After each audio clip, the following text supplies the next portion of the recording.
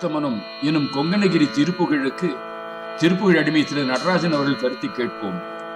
விநாயகர் இருந்த இடத்திலேயே இருந்து தந்தையை பிரதட்சணம் செய்து எப்படி அகில உலகையும் சுற்றி வந்த பலனை பெற்றாரோ, அதுபோல மனம் இருந்த இடத்திலேயே நிலை பெற்று உலகை சுற்றி வருவது போல அந்த கர்மத்தையும், அல்லது யானை இருந்த இடத்தில் நின்று கொண்டு சதா அசையும் அதுபோல மனம் எதையாவது பற்றி கொண்டு செலுத்திக் கொண்டே இருக்கிறது அதுபோல, அல்லது விநாயகர் 5 கரங்களை கொண்டு 5 தொழில்களை செய்வது போல மனம் 5 புலன்களின் வழியாக ஓடுகிறது. அதுபோல தன்மாத்திரைகள் என்று சொல்லப்படும் அடவியில் ஓடும் துராசை வஞ்சகர்களாகிய சுவை, ஒளி, ஊறு, ஓசை, நாற்றம் ஆகிய 5 புலன்களையும் அடக்கி 5 புலன்களும் அடங்கினால் 5 ஞானேந்திரியங்களும் 5 கர்மேந்திரியங்களும் ஒடுங்கிவிடும். அப்பொழுது மனம் லயித்துவிடும். இதன் பயனாக சமாதி நிலை கைகூடும். அதன் விளைவாக நினைப்பு, மறப்பு அற்ற அனுபூதி நிலை சித்தியாகும். இந்த அரிய நிலையை எனக்கு அருள வேண்டும். போக்கும் வரவும் நினைப்பும் மறப்பும் பகலும் இரவும் கடந்த உலவா என்னும் அறிவித்து என்பார் கந்தர்கலி வெண்பாவிலே.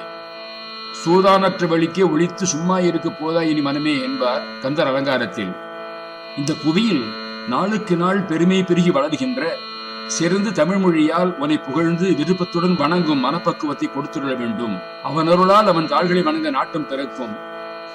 செந்தமிழ் நாளும் ஓதி உயிர்ந்திட ஞானமோடு செங்கனி வாயில் ஒரு சொல் அருள்வாயே என்பார் அருணகிரி பெருமான். நெளித்ததான தவ மனநிலையை அடியனுக்கு கொடுத்து இந்த அடிமை மோட்சமடைய குண்டலி யோகம் மூலமாக 6 ஆதாரங்களையும் கடந்து மூலவாசல் எனப்படும் பிரம்மரந்திரத்திலோடு மேலே சென்று கலா என்ப அமுது ஊறும் வழியை உபதேசித்துக் கொள்ள வேண்டும். இந்த யோக முறையால் மரணமில்லா பெருவாழ்வு பெறலாம் என்பார் தாய்மானவர். கால்பிடித்து மூல கடலை மேலே எழுப்பில் தேகம் விழுமோ பராபரமே என்பார். பல்லக்கு, பெருமை, கௌரவம் இவைகளை 8 திசைகளில் உள்ளவர்களும் மதிக்கும்படி ஓங்கும் சிறப்பான வகையில் அருள வேண்டும். படர்புவியில் எனும் திருப்புகழில் தாள மேல தண்டிகை எனும் வரிசையோடு உலாவ அகந்தை கூடாது என்பவர் இங்கு விருதுகளை கேட்கிறாரே என்று ஐயமெழலாம். அங்கு சொன்னது வஞ்சக லோப மூடலிடம் இறத்தல் கூடாது என்பதற்காக. இங்கும் தனக்காக ஒன்றும் கேட்கவில்லை. திருமுருகாற்று படையை போல புலவர்களை வழிபடுத்துகிறார். வேண்டுமடியர் புலவர் வேண்ட அரிய பொருளை வேண்டும் அளவில் உதவும் பெருமாள் முருகன் தானே. மாதர்களிடம் பெறும் இன்பத்தை மிகுந்த சுகம் என்று எண்ணும் என் மனம் உன்னை தியானித்து அதன் பயனாக பரபரப்பு நீங்கி நிலைத்த நிஷ்டை கைகூட அருள வேண்டும். மண்டலாதிபர்களான மன்னர்கள் இரவும் பகலும் என்னை தேடி வந்து அவர்களுக்கு மங்களமான வாழ்வும் பாதுகாப்பும் புரியும்படி என்னிடம் வந்து கூறும்போது அவர்களுக்கு ஆசிகள் கூற தகுதி அருள வேண்டும். இந்த வேண்டுகோள் நிறைவேறியது என்பதை ஆபாதனேன் மிக பிரசித்தி பெற்று எத்திசை புறத்தினும் ஏடேறு ராஜதத்தினை அளித்ததும் என்பார் ஆனாத ஞான எனும் திருப்புகழிலே. கொங்கு மண்டலத்தில் முதலையால் உண்ணப்பெற்ற பாலகன் மீண்டும் உயிரடைந்து இடைக்காலத்திற்குரிய வளர்ச்சி பெற்று தென்கரை நாட்டில் உள்ள திருப்புக்குழியூரில் அவினாசி அப்பரின் திருவருளை துணையாக கொண்டு உடலை அடைந்த அந்த ரகசிய பொருளை, ரகசிய வித்தையை தனக்கு உபதேசிக்க வேண்டும் என்று வேண்டுகிறார் அருணகிரி பெருமான். திருநாவலூரர் என்று சிறப்பிக்கப்படும் சுந்தரமூர்த்தி நாயனார் அவினாசிக்கு எழுந்தருளிய சமயம் ஒரு வீட்டில் மங்கள ஒலியும் அடுத்த வீட்டில் அழுகுரலும் கேட்டது. 3 ஆண்டுகளுக்கு முன்னர் சில சிறுவர்கள் குளக்கரைக்கு சென்றனர். அங்கிருந்த முதலே ஒரு சிறுவனை விழுங்கிவிட்டது. அச்சிறுவனுடன் சென்றவனுக்கு இன்று உபநயனம். ஆகவே அந்த வீட்டில் மங்கள ஒலி எழுந்தது. அடுத்த வீட்டிலோ தனது குழந்தை என்று இருந்தால் அவனுக்கும் இதுபோல உபநயனம் நடந்து கொண்டிருக்குமே என்று அவன் தாயார் ஓவென்று அழுது வண்ணம் இருந்தார். இதை சுந்தரமூர்த்தி நாயனாருக்கு அங்குள்ளோர் தெரிவித்தனர். மனமெருகிய நாயனார் குழந்தை எழுந்த தாயார் படும் துயரத்தைக் கண்டு பொறாதவராக இருந்தார். உடனே அந்த குளத்திற்கு பெற்றோரோடு சென்று எற்றான் மறக்கேன் எனும் பதியும் பாடுகிறார். உரைப்பார் உரை உகந்துள்க பல்வார் தங்கள் உச்சியார் அரைக்காடரவா ஆதியும் மந்தமுமாயினாய் புரை காடு சோலை புக்கொழியூர் அவிநாசியே கரை கான் முதலையை பிள்ளை தர சொல்லு காலனையே. சிவா திருச்சிற்றம்பலம்.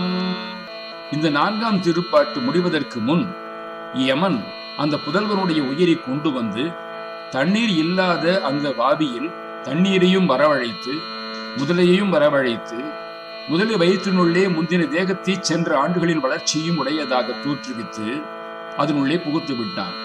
உடனே முதலை அந்த புதல்வனை கரையிலே கொண்டு போய் உமிழ்ந்தது. அப்பொழுது மாதாவானவள் ஓடிப்போய் அப்புதல்வனை எடுத்துக்கொண்டு வந்து நாயகனோடு சுந்தரமூர்த்தி நாயனாருடைய திருவடியிலே விழுந்து நமஸ்கரித்தாள். இந்த அற்புதத்தை கண்ட தேவர்கள் ஆகாயத்தினின்று நாயனார் மேல் புஷ்பமாறி பொழிந்தார்கள்.